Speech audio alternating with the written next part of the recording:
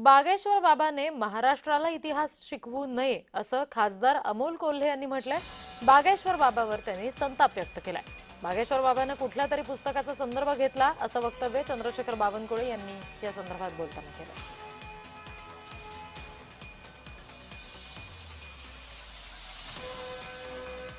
मुघली आक्रमणासमोर उत्तर भारतानं पळीपंचपात्र गुंडाळून ठेवून माना झुकवलेल्या असताना मनगटाच्या जोरावर तलवारीच्या पात्यानं सह्याद्रीच्या कातळावर इतिहास कोरणाऱ्या महाराष्ट्राला त्याच उत्तरेतून येऊन कुणी चुकीच्या आणि अर्धवट माहितीच्या आधारे छत्रपती शिवाजी महाराज शिकवण्याची गरज नाही।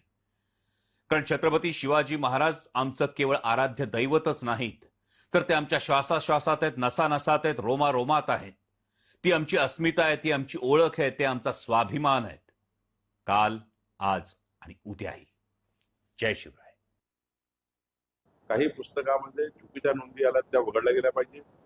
शासनाची खबरदारी घेत आहे की अनेक ठिकाणी वेगळ्या पद्धतीचे उल्लेख आले आहेत। या उल्लेखातनं आपल्याला खरं खुरं नवीन पिढीला समोर आलं पाहिजे आणि अशा पद्धतीचे उल्लेख हे पुस्तककारांनी टाळले पाहिजे, जे त्या ठिकाणी वास्तव नाही आहे, जे त्या ठिकाणी घडलंच नाही आहे। आणि मला असं वाटतं हा इतिहास जो आहे जितक्या पारदर्शीपणे समाजामध्ये पिढी समोर जाईल, मला वाटतं यातनं खूप चांगला विकसित म्हणजे येणारा भारत हा मजबूतीने घडेल।